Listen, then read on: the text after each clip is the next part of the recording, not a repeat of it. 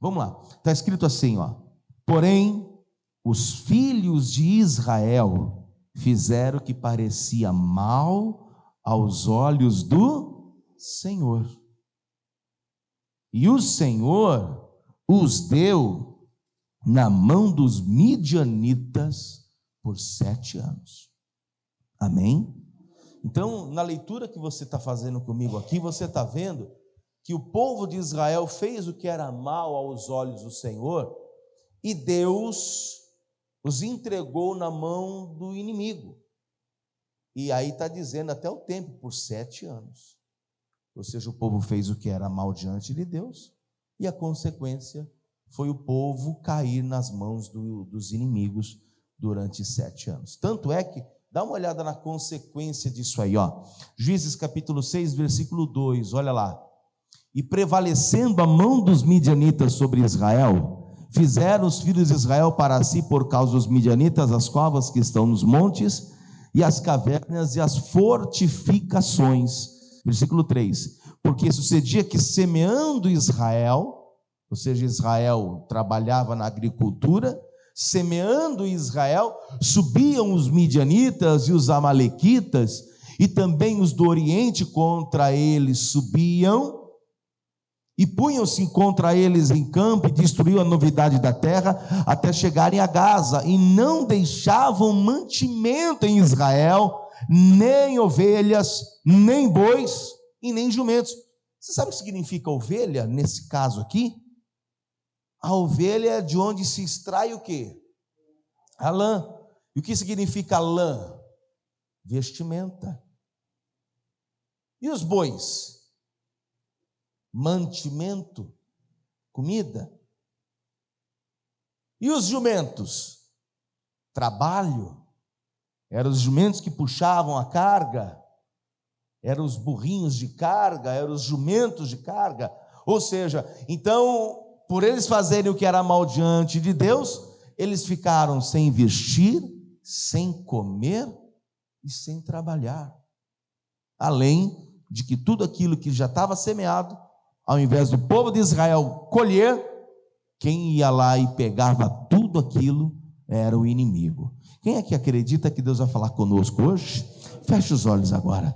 Senhor, nosso Deus e Pai Todo-Poderoso, não apenas aqui na Resgate Salvação, mas também, Senhor, pelo rádio, tem gente agora nos assistindo e nos ouvindo. Eu peço ao Senhor neste momento que venha abençoar a vida de cada pessoa que agora está abrindo o coração para receber a ministração da Tua palavra. Então, ó Pai, em nome de Jesus, venha falar a cada coração e abençoar a todos que aqui estão, no nome de Jesus. Amém. E graças a Deus. Amém. Vamos aplaudir bem forte o nome do Senhor. Senta no seu lugar aí um pouquinho. Glória a Deus. É importante a gente saber que quando um cristão ele está na presença de Deus, as coisas tendem a dar certo. E quando as coisas não dão certo, não representa que Deus não está com esta pessoa, pois às vezes somos provados. E é fácil você identificar o que é uma provação na vida de um cristão. Quer ver uma coisa? Quem é que hoje está na presença de Deus? Quem é que hoje pode se dizer, falar assim, pastor, hoje eu estou buscando a Deus, estou com a minha vida certinha diante do Senhor? Levanta a mão aí, me ajuda. Ah, tá. Então, se você está com a sua vida no altar, andando direitinho, se tal problema está acontecendo na sua vida, bem provável que é uma provação e que lá na frente a grande vitória vai chegar. Pois a palavra do Senhor diz que depois da tempestade vem a bonança. E o próprio Deus é quem prova os nossos corações para saber o que está dentro da gente. Então Deus permite as provações virem sobre nós. Aí você olha para dentro de si e diz, mas por que eu estou passando por tudo isso? Eu não semeei nada de errado. A minha vida está na presença de Deus. eu estou andando direitinho na presença do Senhor. Por que está vindo tudo isso sobre mim? Isso é uma provação, é Deus permitindo, porque lá na frente tem uma grande bênção para chegar nas minhas mãos. Agora, diferente de quando a pessoa olha para dentro de si e diz assim: eu estou passando um momento difícil, estou passando uma luta, mas eu estou olhando para dentro de mim e eu não sei se isso é uma provação ou é uma consequência dos meus atos, ou é uma consequência da minha vida fora da presença de Deus. Não sei se de fato é uma provação ou se eu estou colhendo a forma de vida que eu estou vivendo.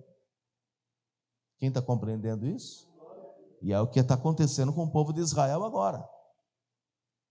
Quero te inserir no contexto da pregação para você compreender que o povo fez o que era mal aos olhos de Deus, e Deus os entregou na mão do inimigo, ou nas mãos do inimigo. Está lá na mão do inimigo, por quê? Porque eles fizeram o que era mal, o que era errado diante de Deus, e Deus os entregou na mão dos midianitas, e ainda está dizendo que por 7 anos. E qual era a consequência do erro deles? Eles semeavam, subiam os midianitas e colhiam tudo aquilo, levavam embora como gafanhotos, em grande quantidade.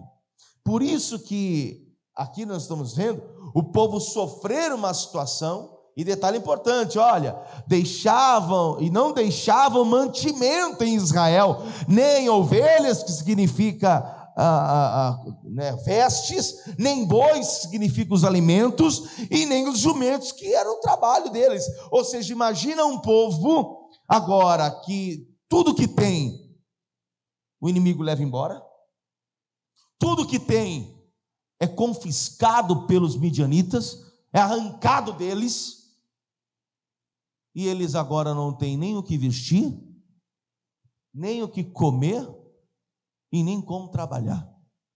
Você imagina o povo nessa condição, que todo o trabalho das mãos, o inimigo leva embora, e eles não têm agora nem o que vestir, nem o que comer, e nem como trabalhar. E tudo isso porque eles fizeram o que era mal diante de Deus. Pastor, e o que eles fizeram? Acompanhe comigo aqui, em Juízes capítulo 2, versículo de número 19. Vamos ver aqui o que eles fizeram para que Deus aplicasse tal juízo neles. Veja, Juízes capítulo 2 e o versículo 19 diz: porém sucedia que falecendo, você ri, né? Você vai ficar velho um dia também. Vai. Porém sucedia que falecendo o juiz, tornava e se corrompiam mais do que seus pais, e andando após outros deuses, servindo-os, encurvando-se a eles, nada deixavam das suas obras, nem do seu duro caminho. O que o povo de Israel fez? Era só um juiz morrer, era só um líder morrer, que o povo, misericórdia, o povo descambava para o lado errado. E o povo começava a fazer o quê? Ir atrás de idolatria, deuses estranhos, e o próprio Deus ainda dá o detalhe dizendo o quê? Que eles serviam a outros deuses, se encurvavam a outros deuses, e não deixavam as suas obras infrutuosas, e nem o seu duro caminho. Ou seja, quem aqui já conversou com alguém que acha que é o dono da verdade?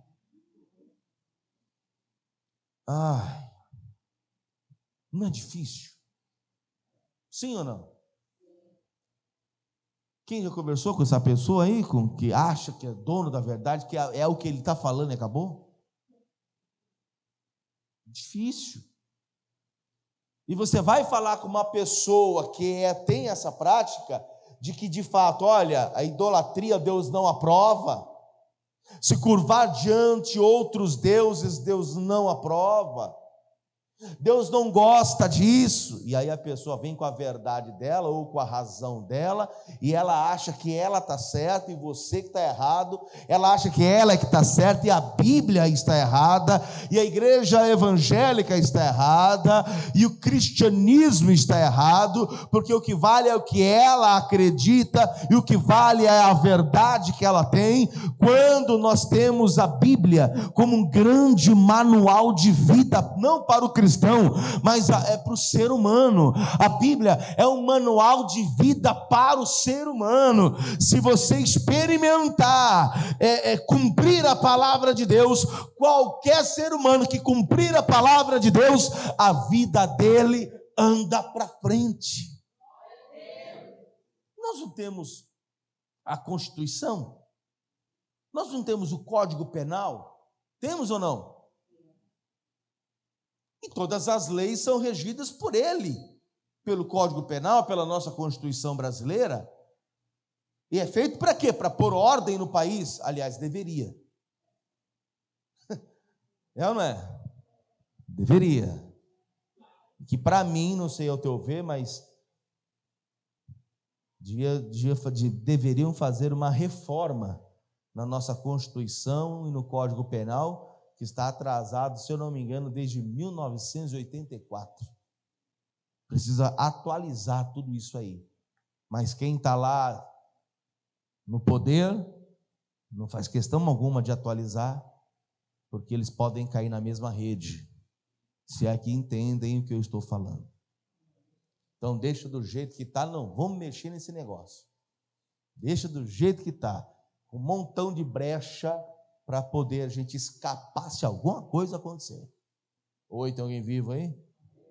Porém, a Constituição, ou seja, o Código Penal, a nossa Constituição brasileira, ela é feita justamente para pôr regras, para ter uma lei, para ter para que o país venha a andar perfeitamente. Só que agora eu não estou falando de Constituição, eu só dei esse exemplo. Não estou falando de Código Penal, só dei o exemplo. Eu estou falando de Bíblia. E a Bíblia é a palavra de Deus. Se o ser humano, não estou dizendo nem crente, eu estou dizendo que se o ser humano, ele parar e falar assim, peraí, deixa eu pegar a Bíblia e eu vou cumprir o que está na palavra de Deus, a vida dele vai andar para frente. Porque na Bíblia está dizendo que aquele que me receber e confessar diante dos homens, eu o confessarei diante de meu Pai que está nos céus. Aquele que recebe Jesus como único Salvador diante dos homens, eu também o confessarei o seu nome diante do Pai que está nos céus. Quem crer e for batizado será salvo. Se depois que ela entregar a vida a Jesus, ela descer as águas do batismo, ela tem a garantia de salvação. Perceba que ela está fazendo tudo que a palavra está pedindo. Então, se o ser humano seguir o que está na palavra, a vida dele é feliz e abençoada. Agora, Deus não concorda com o que acabamos de ler. Por que o povo de Israel ficou na mão do inimigo? Fez o que era mal. E o que o povo fez? Começou a adorar outros deuses, olha lá, servindo, encurvando-se a eles, nada deixava das suas obras e nem do seu duro caminho. Ou seja, as pessoas tinham a sua opinião e para eles o que valia era isso. O que Deus ele fala sobre outros deuses? Vamos abrir a palavra de Deus aí? Em Êxodo capítulo 20, versículo 3. Vamos lá, Êxodo capítulo 20. E você lê comigo o versículo de número 3. Olha o que diz, ó. Não terás outros deuses diante de mim. Opa. Quem está falando aqui é quem? É Deus. Ele está dando aviso. Não terás outros deuses diante de mim. Se você está me assistindo aí agora pelo YouTube, pelas mídias sociais, pela televisão, e você tem na tua casa uma Bíblia católica, eu não sei se o Davi consegue colocar esse Êxodo capítulo 20, versículo 3 em versão católica. A gente pode pôr. Acredito que ele consegue achar na versão da Bíblia católica. Porque aí nós vamos ver, porque aí o católico que está me assistindo, ou me ouvindo pelo rádio, ele está dizendo, o pastor está lendo isso, mas está lendo isso na Bíblia católica, ou melhor, na Bíblia protestante, porque na minha Bíblia católica não está escrito isso. Então tá, eu estou com uma Bíblia aqui protestante, mas o Davi, que agora está ali na técnica, ele pode pegar uma versão da Bíblia católica e colocar na tela para a gente ler. Aí a gente faz a comparação do que se diz na Bíblia católica e no que se diz na Bíblia protestante. E aí ele conseguindo essa Bíblia da versão católica, é até bom que ele coloca na tela, e aí a gente lê o que diz a Bíblia católica, e a gente lê depois o que diz a Bíblia protestante. E aí a gente vai ver se está batendo as informações, se as informações batem, porque qual é o argumento do pessoal? Ele está pregando com uma Bíblia crente, com uma Bíblia dos protestantes, que protestaram contra o quê? Que protestaram contra a Igreja Católica, ou melhor dizendo, contra a idolatria. Foi Martinho Lutero que protestou. Essa é a versão da Bíblia Católica? É? Olha lá, Bíblia Católica, está ali, está escrito ali, ó. Bíblia Ave Maria, misericórdia. Mas tá bom, vamos ler. É Êxodo 20, vamos ler desde o versículo de número 1. Estou lendo na versão da Bíblia Católica, Bíblia chamada Bíblia Ave Maria, ok? Ave Maria, vamos ler. Olha lá. Então Deus pronunciou todas estas palavras. Êxodo 20, versículo 2. Eu sou o Senhor, teu Deus, que te fez daí do Egito, da casa da servidão. Não terás outros deuses diante de minha face. Eu estou lendo na Bíblia Católica. Versículo 4, não farás para ti escultura, nem figura alguma do que está em cima, nos céus, ou embaixo, sobre a terra, ou nas águas debaixo da terra. Versículo 5, não te prostrarás diante delas, e não lhe prestarás culto. Eu sou o Senhor teu Deus, um Deus zeloso, que vingo a iniquidade dos pais aos filhos, nos netos e nos bisnetos daqueles que me odeiam. Estou lendo na versão da Bíblia Católica. Quer dizer que a Bíblia Católica condena também o que, gente? A idolatria. A Bíblia Católica fala a mesma coisa que a Bíblia Protestante. E não vamos parar por aí não. Vamos colocar na versão católica Levítico capítulo 19, em Levítico 19, e o versículo de número 4. Levítico 19, versículo 4. Amém? Isso na Bíblia Católica nós vamos ler. Depois eu leio aqui Levítico 19, versículo 4 na Bíblia Protestante. Olha lá o versículo 4 da Bíblia Católica, Levítico 19, versículo 4. Olha agora. Não vos volteis para os ídolos, e não façais para vós deuses de metal fundido. Eu sou o Senhor vosso Deus. Aí eu leio na Bíblia Protestante, Levítico 19, versículo 4. Não vos virareis para os ídolos, e nem fareis deuses de fundição. Eu sou o Senhor vosso Deus. Deus novamente, pela Bíblia Católica, lendo com você, condena a idolatria.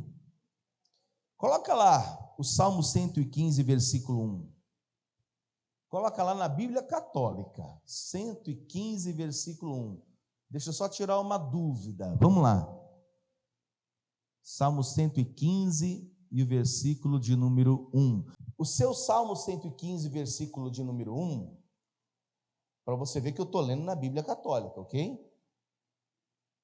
Está dizendo assim o versículo 1: não a nós, Senhor, não a nós, mas ao teu nome da glória, por amor da tua benignidade e da tua verdade. Porque dirão as nações: onde está o seu Deus? Mas o nosso Deus está nos céus e faz tudo o que lhe apraz. Os ídolos dele são prata e ouro, obra das mãos dos homens. Tem boca, mas não fala; tem olhos, mas não veem; tem ouvidos, mas não ouvem; nariz tem, mas não cheiram; tem mãos, mas não apalpam; tem pés, mas não andam, e nem som algum sai da sua garganta. Tornem-se semelhantes a eles os que os fazem, todos que neles confiam. Na nossa Bíblia protestante, o Salmo 115 está condenando a idolatria, mas na Bíblia católica, o Salmo 115 está diferente. Não é o que nós acabamos de ler. Então você começa a pegar, desde lá de Êxodo, Levítico, agora em Salmos, depois nós vamos para Isaías também. Perceba que Deus não gosta de idolatria.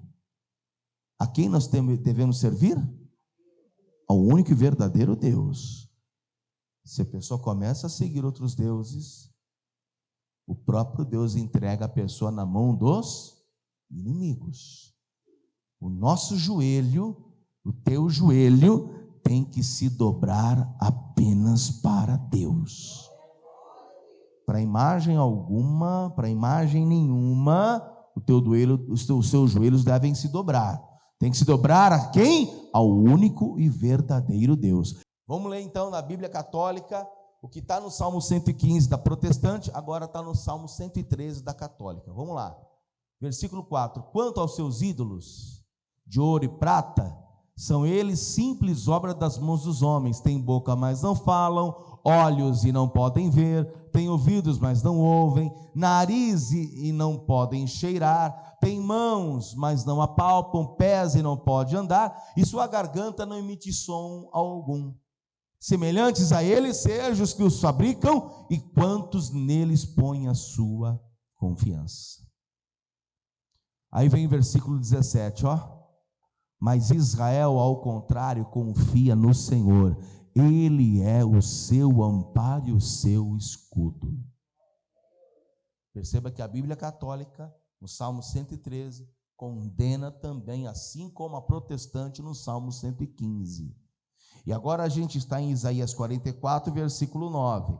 Olha lá o que diz: todos os artífices de imagens de escultura são vaidade, e as suas coisas mais desejáveis são de nenhum préstimo, e suas mesmas testemunhas nada veem e nem entendem, para que eles sejam confundidos. Dá um glória a Deus, hein?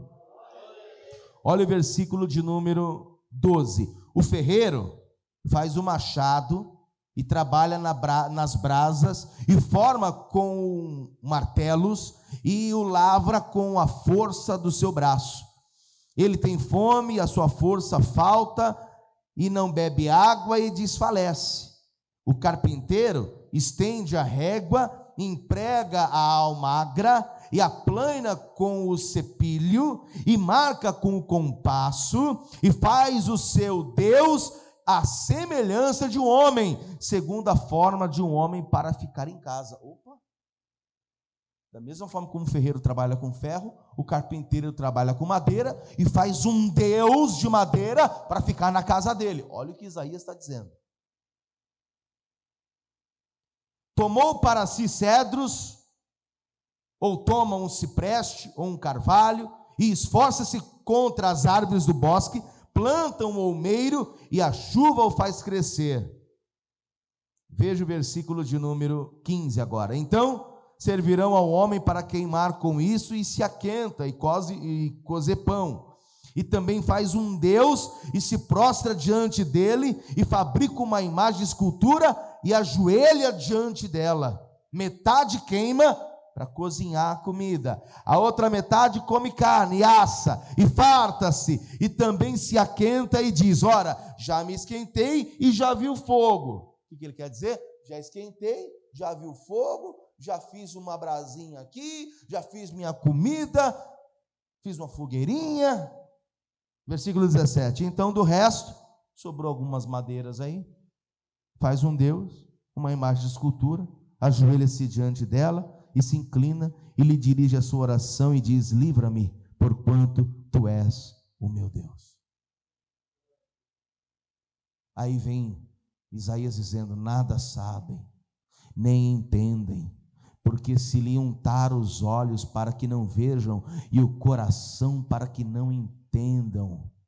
E nenhum deles toma isso a peito, e já não tem conhecimento e nem entendimento para dizer que metade queima, e cozi pão sobre as suas brasas, e assei sobre elas a carne, e a comi. Faria eu do resto uma maldição, ajoelhar-me-ia eu ao que saiu de uma árvore. Olha o que Isaías está dizendo. E pode olhar na versão da católica, está do mesmo jeito. O que o povo de Israel fez lá atrás, em Juízes 2:19? Morreu o juiz, morreu a autoridade, o povo ia lá, dobrava o joelho para a imagem de escultura e continuava com as suas más obras e com o seu coração endurecido. Deus fez o quê? Vocês vão continuar assim? Coração endurecido? Eu falo, vocês não se quebrantam, eu falo, vocês não se consertam? Então tá bom, então tudo bem. Estou entregando vocês na mão de quem? Dos inimigos, e por 7 anos. Deus não gosta disso. O nosso joelho tem que se dobrar apenas para Jesus. O teu joelho tem que se dobrar apenas ao Deus Todo-Poderoso e ao Deus desta palavra. Ah, pastor, mas o senhor está lendo uma Bíblia protestante? Não! Quem puder me acompanhe pela internet aí agora. Acompanhe com uma Bíblia católica, é a mesma coisa.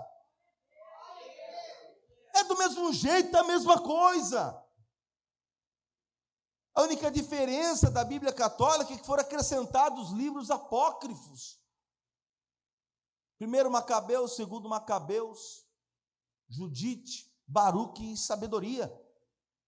Livros que não têm canon cristão, que não são inspirados pelo Espírito Santo, são livros biográficos, que foram acrescentados depois. Mas a Bíblia católica, embora tenha realocado o Salmo 115 para o 113, mas é a mesma coisa. Deus condena a idolatria, por isso que pessoas estão, misericórdia eu tenho que dizer, por isso que pessoas estão sofrendo, por isso que o Nordeste brasileiro sofre. Céu de bronze, terra de ferro.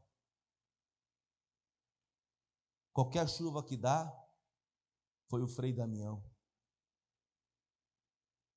Qualquer chuva que dá, agradeço a graça alcançada a Padim Inciso. Qualquer chuva que der, vem a faixa, agradeço a graça alcançada a tal santo. Está errado. Por isso que lá continua, céu de bronze, não chove. Terra de ferro. Está escrito isso, por isso que eu vos dei céu de bronze e terra de ferro. Bate lá um enxadão na terra, parece que é ferro. A terra parece que é ferro, tão dura que parece o ferro. O céu não cai nada, por quê? Porque é de bronze. Deus fechou o céu, não cai chuva. Isso aconteceu com Israel 3 anos e meio sem chover, porque todo o povo estava dobrando o joelho aos Baales, ou melhor dizendo, a Baal. Eles estavam seguindo a Baal. 3 anos e meio sem chuva, não choveu sobre Israel. Deus fechou o céu por causa da idolatria. Amados, vamos abrir a cabeça, abrir a mente espiritual. O teu joelho se dobra apenas a Jesus Cristo, ao Deus Todo-Poderoso, ao Deus da palavra. A tua vida, a tua oração é dirigida ao Pai, em nome de Jesus.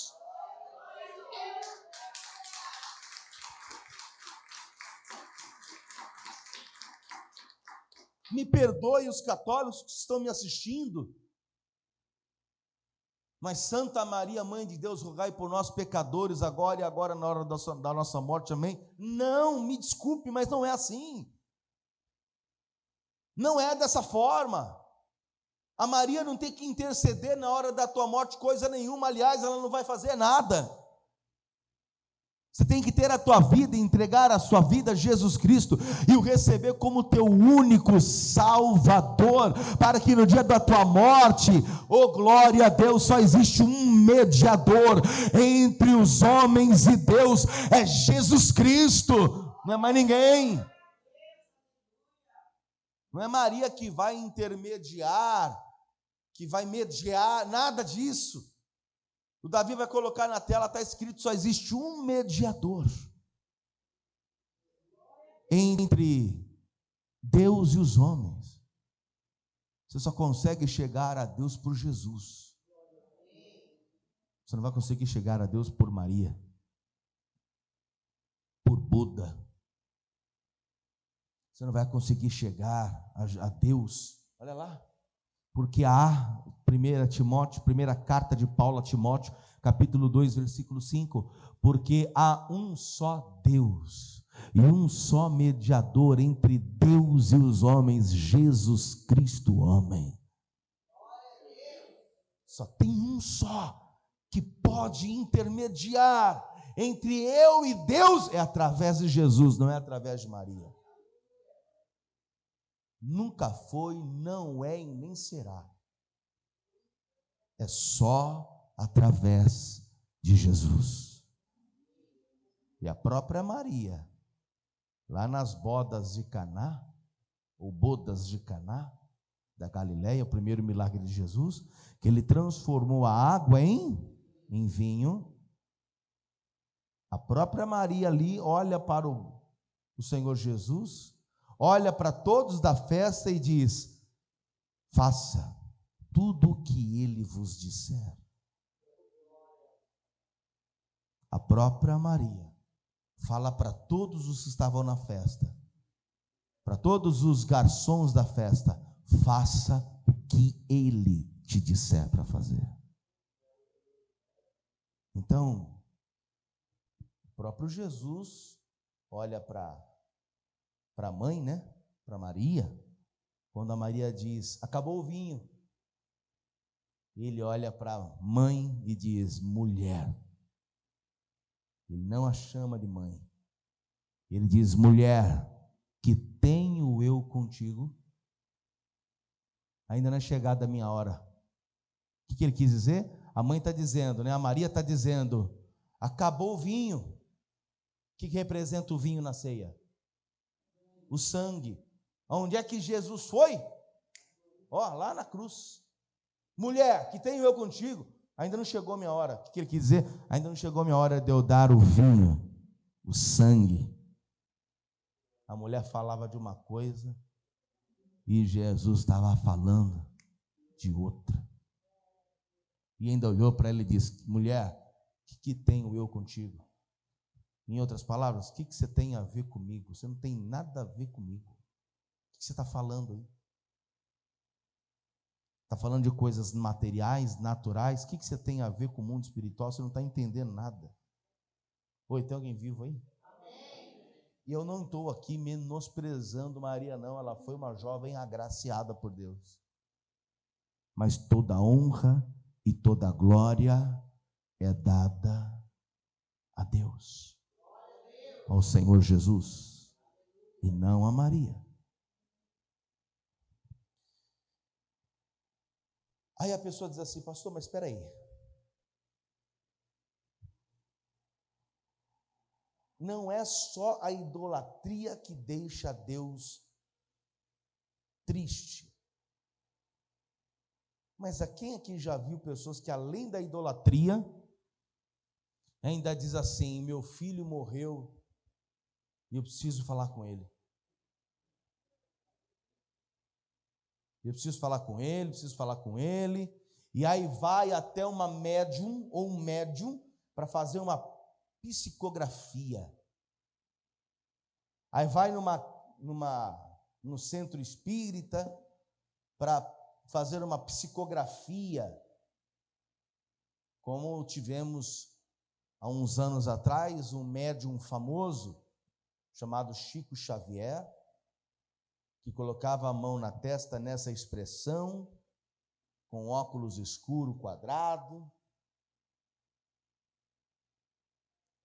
E ele ali começava a escrever, psicografar, consultando mortos. O nome disso chama-se necromancia. Ou a pessoa que faz tal ato é uma necromante. Um espírita necromante.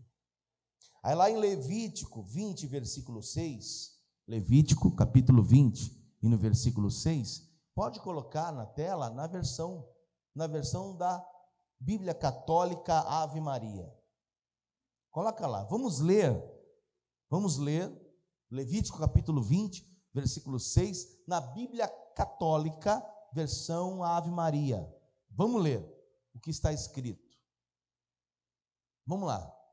Que aí quem está em casa, me ouvindo pelo rádio ou me assistindo, vai ver pela Bíblia Católica aí o que eu estou falando.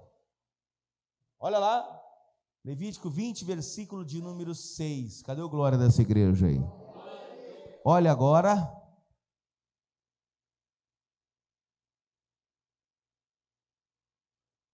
Se alguém se dirigir aos necromantes ou aos adivinhos para fornicar com eles, voltarei o meu rosto contra este homem e o cortarei do meio do seu povo.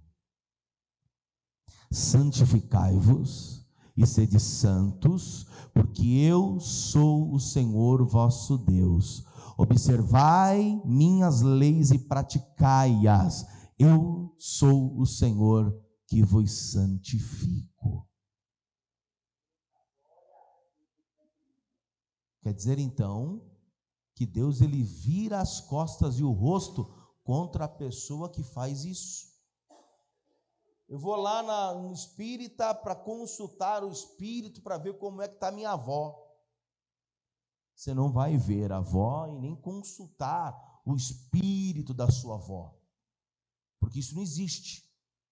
O nome disso aí é demônio, espíritos imundos, que se passam por tal pessoa. Ah, pastor, mas eu vi, era a mesma voz da minha avó, era ela falando. Não era. Pois o Davi vai colocar na tela, está escrito assim, que não é de se maravilhar, porque Satanás se transfigura até em anjo de luz. Você acha que ele não vai imitar a voz de tal pessoa? Ô louco, meu, até eu consigo imitar a voz de alguém? Você imagina se o diabo não vai conseguir imitar a voz de alguém? Então, se a Bíblia ela é contra essa prática de consultar a mortos, a necromancia, Deus vira as costas e o rosto à pessoa que faz isso e ainda diz: santificai-vos, porque eu sou santo. Obedeça a minha lei, a minha palavra e as pratica. Segundo aos Coríntios 11, 14, não é maravilha, porque o próprio Satanás se transfigura em anjo de luz. O que eu estou te falando tudo isso aqui? Porque Israel fez isso que nós estamos falando aqui, deixou o Deus verdadeiro para seguir outros deuses, e o Senhor entregou esse povo na mão dos inimigos. Só que eu tenho uma boa notícia para você. Cadê o glória a Deus aí? Eu tenho uma boa notícia para você. Diz a palavra assim: chegai-vos a mim, e eu vos chegarei a vós. Israel fez o que era mal diante de Deus, mas depois que eles começaram a colher tamanha desgraça, alguém começou a se achegar a Deus, com o coração arrependido. E se tem alguém que não resiste a um coração contrito e arrependido, esse alguém é Deus.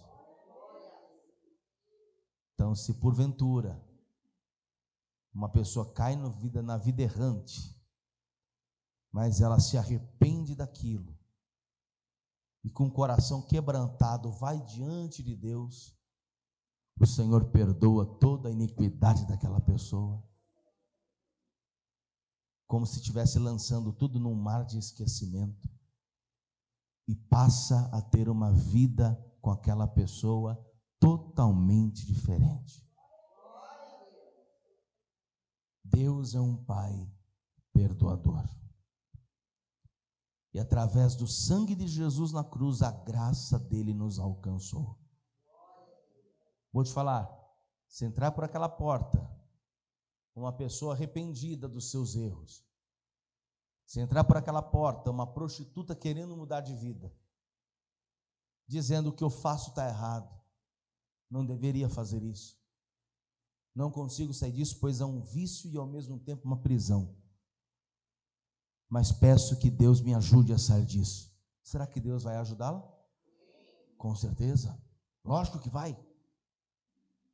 Se entrar por aquela porta um assassino, um homem que matou dezenas de pessoas, dizendo: me ajuda, estou até com problemas psicológicos, eu matei muita gente, sou assassino, sou homicida, mas eu quero perdão de Deus, eu me arrependo do que eu fiz, me ajuda, meu Pai. Deus vai ajudar?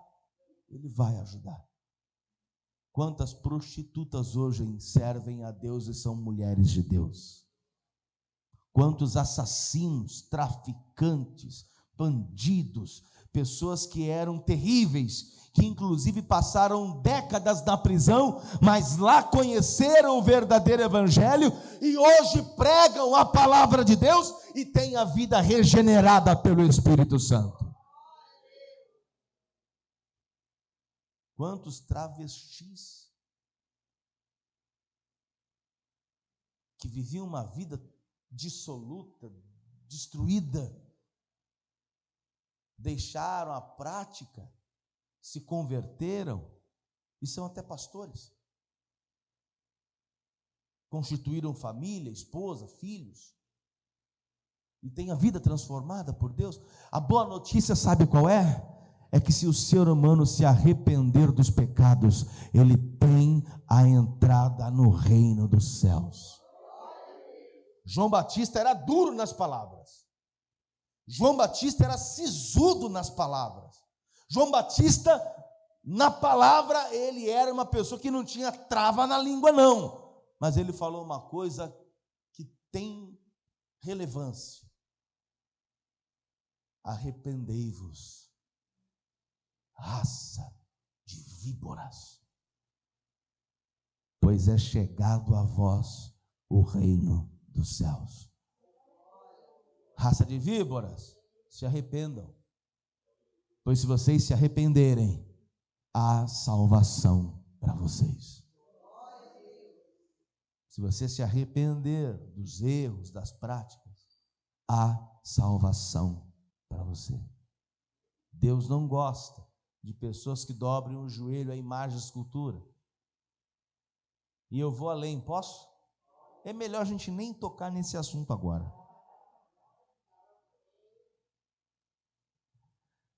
Mas tem gente que deixa a idolatria de dobrar o joelho à imagem de escultura,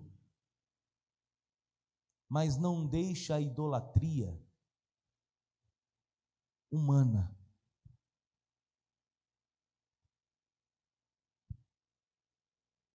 E aí, desculpe, mas eu vou ter que dizer,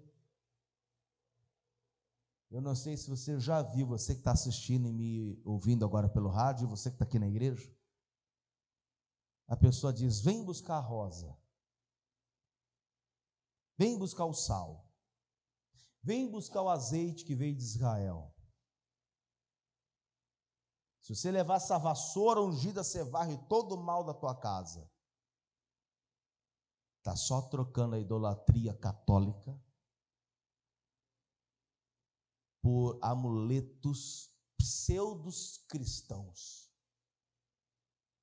por amuletos que se dizem cristãos e que foram introduzidos no cristianismo, sabendo que o ser humano gosta de apalpar, de pegar, de ver para crer.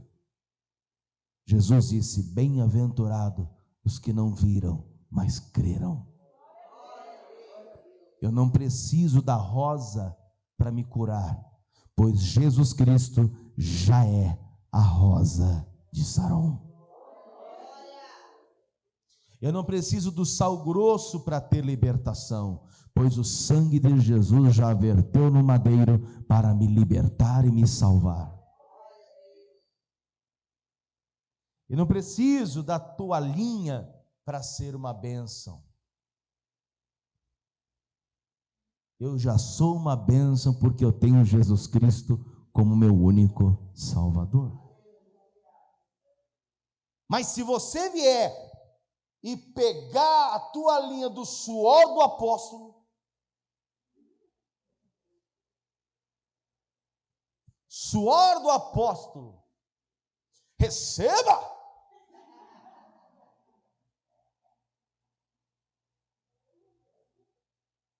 Não, é que é aqui, ó, o suor do apóstolo, aleluia, olha, está recebendo agora, está precisando de vitória, está precisando de bênção, olha o suor do apóstolo, receba, aleluia,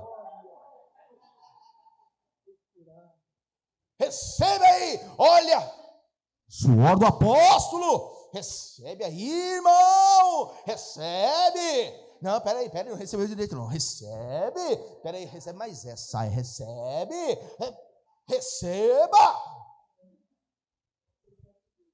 Tem que ser 7 vezes? Falta mais uma, toma, recebe aí, em nome de Jesus, recebe também vitória.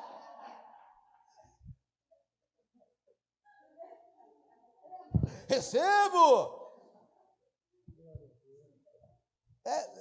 É o que dá para se fazer, porque é cômico. Não, eu preciso, não, você precisa de Jesus, é disso que você precisa. Você precisa de Jesus, você não precisa de uma toalha, você precisa de Jesus. Você não precisa do sal, você precisa de Jesus. Você não precisa da água ungida, você precisa de Jesus. É de Jesus que você precisa. Só isso. Mais nada. E eu vou te falar, só isso? Tudo isso. Jesus é tudo. Não foi qualquer um que morreu na cruz, não. Em Filipenses capítulo 2, versículo 5, fala da soberania dele. Está lá escrito assim, de sorte que haja em vós o mesmo sentimento que houve também em Cristo Jesus, que sendo em forma de Deus, não teve por usurpação ser igual a Deus, mas aniquilou-se a si mesmo, tomando a forma de servo, fazendo-se semelhante aos homens, e achado na forma de homem, humilhou-se a si mesmo, sendo obediente até a morte, e morte de cruz. Olha aí, pelo que também Deus o exaltou soberanamente, e lhe deu um nome que é sobre todo o nome, para que ao nome de Jesus se dobre todo o joelho dos que estão nos céus, na terra e debaixo da terra. Irmãos, todo joelho vai ter que se dobrar. Até o sujeito que se julga mais rico e mais importante do mundo, ele vai ter que se dobrar e a língua dele vai ter que confessar que Jesus é o Salvador. Ainda que ele não queira. Entenda isso, ainda que ele não queira, ainda que ele seja um incrédulo, ainda que ele seja uma pessoa que não goste do Evangelho, que odeia o Evangelho, que odeia a Cristo, no dia daquele julgamento, no último dia, no julgamento final, no juízo, o joelho dele vai se dobrar, ele vai dizer, mas eu não quero me dobrar, eu não vou me dobrar, e ele vai sentir o joelho dele dobrar sozinho, contra a própria vontade dele. O joelho vai dobrar, mas eu não quero. Ele vai até tentar segurar, mas eu não quero. O joelho vai dobrar sozinho e a boca vai começar a falar sozinha, mas eu não quero falar isso. E a boca vai dizer: Jesus Cristo é o Salvador. A boca vai falar sozinha.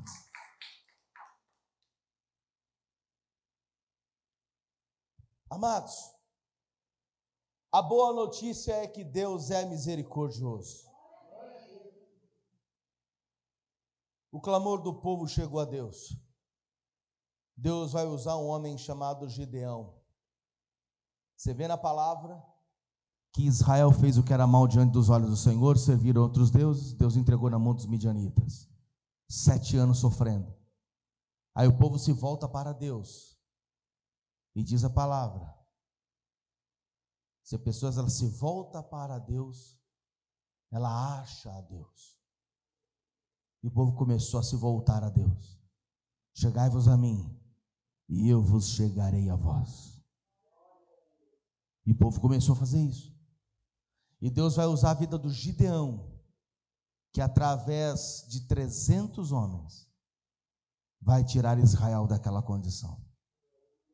Só que não eram 300 que estavam no exército de Gideão. Eram 32.000. E desses 32.000, Deus mandou o Gideão avisar: avisa os tímidos e covardes para ir embora. Dos 32.000, 22.000 foram embora. Dos tímidos e covardes. Perceba que Deus, Ele quer pessoas que sejam da fé e que sejam duras na queda. Tímidos e covardes não fazem parte do time. Quem é tímido e covarde, frouxo, não faz parte do time. E quando eu falo de tímido e covarde, a covardia não é de você chegar lá e pegar o teu vizinho hoje que te xingou. Não é nada disso. Ah, é? Glória a Deus, fui para o culto, me enchi de coragem, eu vou pegar a Zefinha, ela vai ver. Não, não é isso. O tímido e o covarde é diante da luta espiritual. O tímido e covarde é diante das provações que virão. Quantas são as pessoas que você já viu passar por lutas e resistir bravamente? Você já viu? Já ou não já? Resistiu bravamente. E começou a declarar com a própria boca: Deus é comigo em meio a essa provação e eu vou ter vitória depois dessa guerra. Outros você já vê desistindo, parando no meio do caminho. Outros você já vê diante da luta da adversidade, você já vê a pessoa tomando o rumo dela e desistindo do evangelho, desistindo de Deus, desistindo da salvação. Tímido e covarde, não persistiu e não perseverou. A palavra de Deus, ela quer que você e eu sejamos perseverantes, firmes. Aqueles que, diante da luta, eles não se dobram. Diante do problema, eles não se abatem. E eu já passei por muitos problemas. Eu sou um ser humano igual a você, não sou exemplo para ninguém aqui, pois sou uma pessoa falha como qualquer outra pessoa. Só que Deus colocou dentro de mim, e eu sei isso, Ele colocou dentro de mim a certeza de que se eu perseverar, a vitória é certa.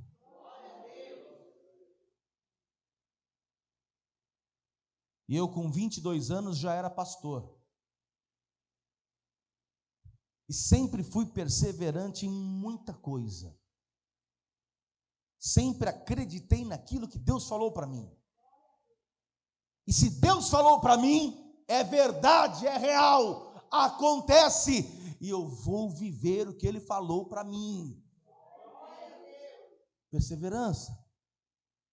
O José foi vendido pelos irmãos ao Egito, foi escravo de Potifar durante 11 anos, foi preso injustamente, ficou 2 anos no cárcere, mas nunca tirou os olhos do Senhor e nem do foco.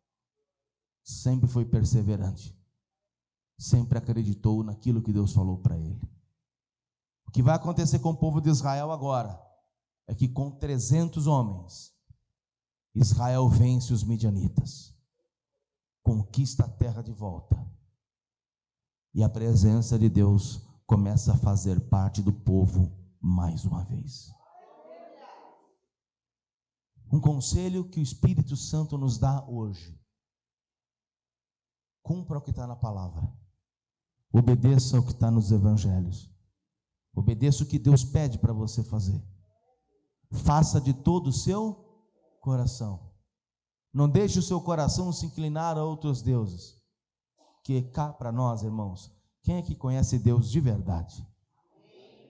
Você teria coragem de se prostrar diante de um outro Deus? Uma imagem? Vou fazer a imagem do São Clemente.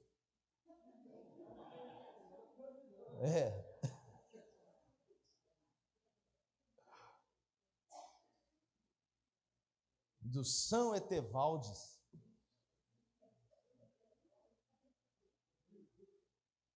A Beata Iraci.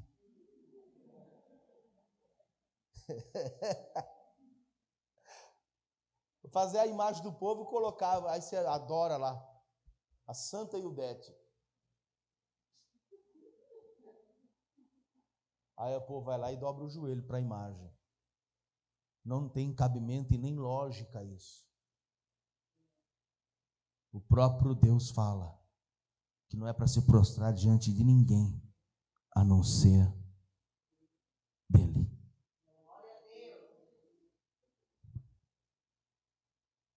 Se eu obedecer o que a palavra está dizendo, a minha vida vai ser feliz e vai andar para frente. Vamos ficar de pé.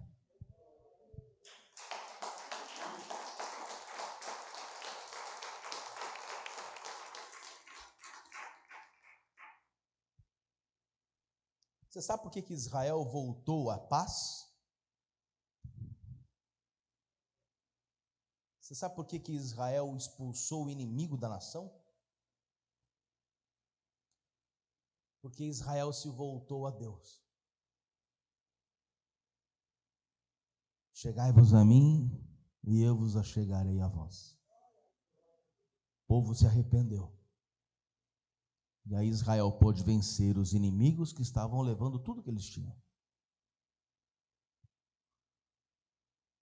Quanto prejuízo as pessoas têm aí fora? É ou não é?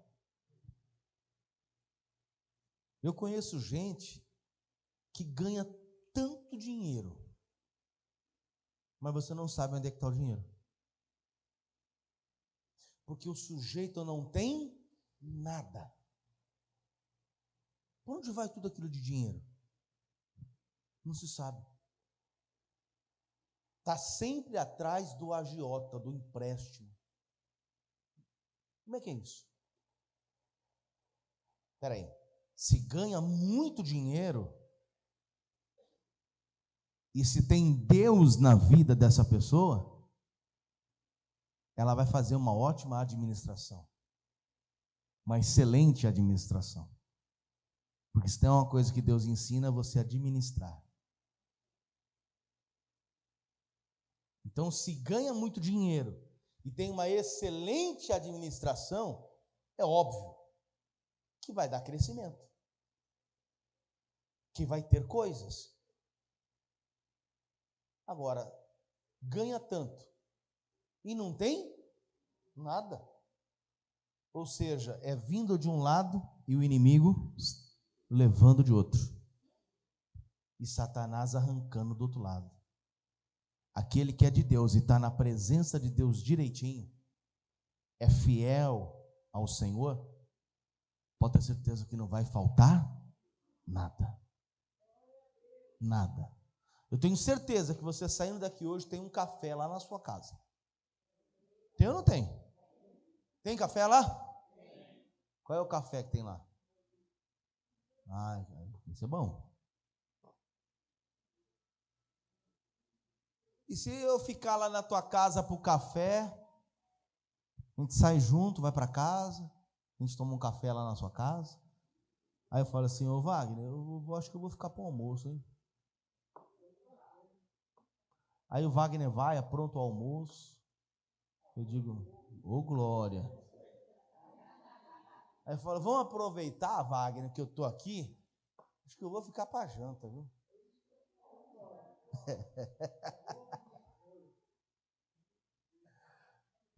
Eu sei que vai ter na tua casa o que comer. Não falta. Deus não deixa. Deus não deixa, não. E se quiser dormir, tem cama para dormir também, um banheirinho com chuveiro quente. Não tem, aliás, não falta nada, tem tudo. Deus não deixa. É só colocar a vida diante dele direitinho. Nada vai faltar. Nada vai faltar. Nada vai faltar. Deus vai suprir tudo. Agora, amados, se a gente fizer o contrário, se a gente não andar como deveria, se a gente não obedecer como tem que obedecer a palavra, se a gente começar a prostrar diante de imagens, pastor, eu não me importo de imagem nenhuma, mas um salzinho ungido, o que tem de mal? Ó, você só trocou a Aparecida pelo sol. Só trocou o expedito pela rosa ungida que estão entregando nas igrejas por aí.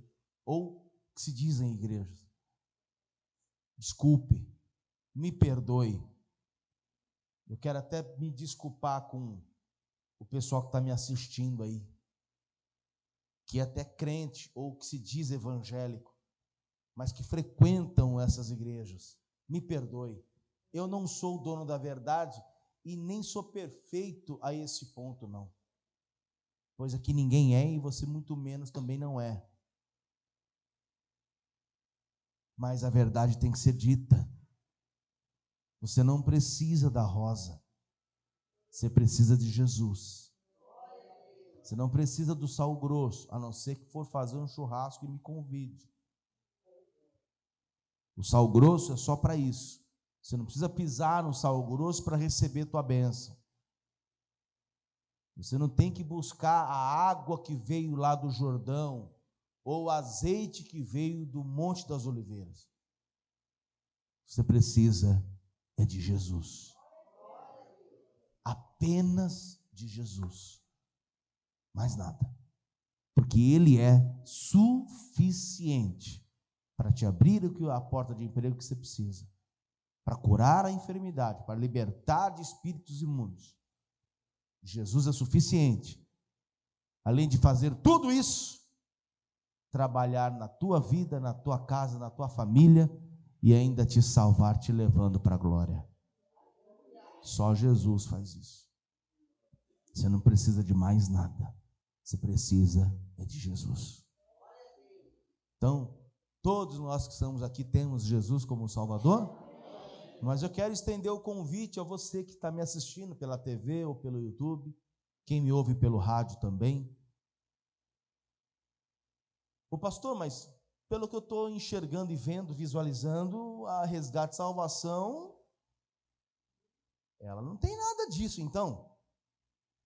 Não tem sal grosso, não tem rosa, não tem toalhinha, não tem nada disso? Não. Tem, por exemplo, quadrilha, agora em junho, gospel? Não. Pastor, tem culto da juventude com jogo de luz, tal, sorvete, esses eventos? Também não. Vai algum cantor famoso aí? Não, e nem quero também. A não ser que ele venha para adorar a Deus. Que se vier para poder aparecer, quem tem que aparecer aqui é Jesus. Essa igreja então? Não tem nada nessa igreja. Tem nada. Do que ela vive, então? É disso aqui, ó. Bíblia. Palavra de Deus. É disso aqui que ela vive. Não temos evento nenhum aqui, a não ser a pregação do Evangelho. A palavra. É disso que a igreja vive. Ah, não, pastor, essa igreja aí não dá, não.